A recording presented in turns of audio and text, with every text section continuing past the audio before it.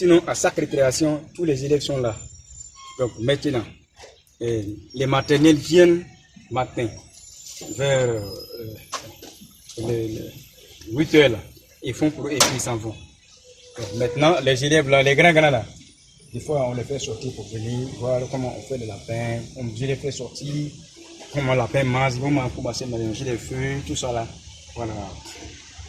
Monsieur Tieko Zadi Natura, responsable, tuteur de la coopérative du groupe scolaire Sainte-Thérèse d'Avila. Bien, cette coopérative, avec les enfants, nous avons commencé avec 5 lapins. 5. Parmi les 5, il y en avait 4 femelles et 1 mâle. Et sorti de là, avec ce petit nombre-là, aujourd'hui nous sommes à 27 lapins. Et là, nous avons 5 lapéros. 5 lapéros qui sont là. Donc 27 plus ces 5 lapéros. Voilà.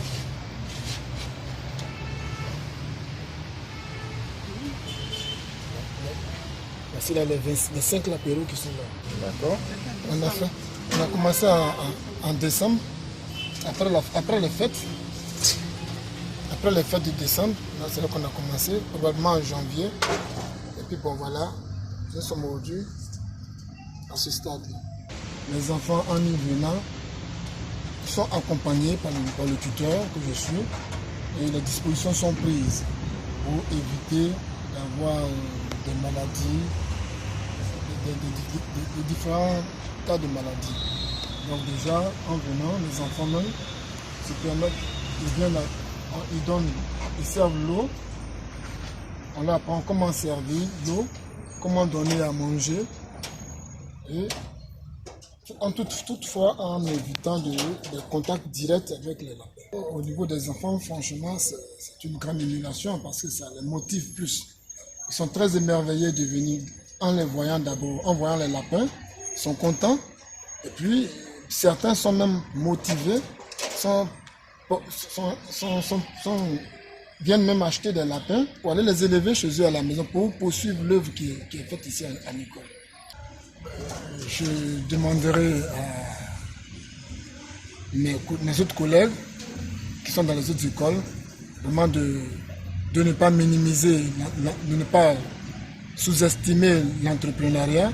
C'est très bon pour nos enfants parce que demain, il faut préparer la sortie des enfants.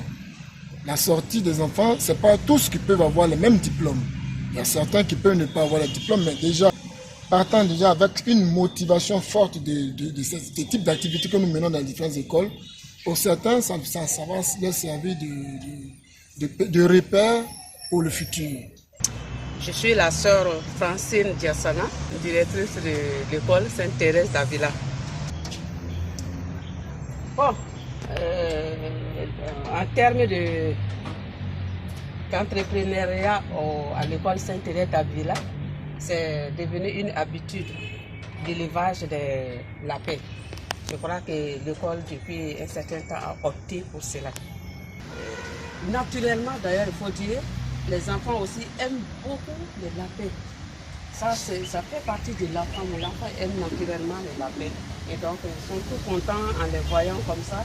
Et chaque fois qu'ils sont là, ils sont tout contents de les contempler et puis de voir un peu comment ces petites bêtes-là vivent et comment ils se nourrissent aussi. Et puis voir même comment la reproduction aussi se passe. Alors, j'invite mes frères et sœurs des autres écoles catholiques à s'intéresser à l'activité entrepreneuriale. Peu importe que ce soit les lapins, que ce soit autre chose, mais à s'y intéresser parce que c'est très motivant pour les enfants. Non seulement ils apprennent, mais à la maison et même aussi ils peuvent reproduire la même chose qu'ils font à l'école, qu'ils ont appris à l'école. Et ça fait vraiment plaisir parce que ça leur permet aussi non seulement par un suite de curiosité, mais aussi de vouloir faire ce qu'ils ont vu à l'école. Les lapins là par exemple, élever un lapin à la maison, ça fait bien plaisir à un enfant de voir que son propre lapin aussi arrive à se développer et à se reproduire. Donc, j'invite tout le monde à s'intéresser à cette activité.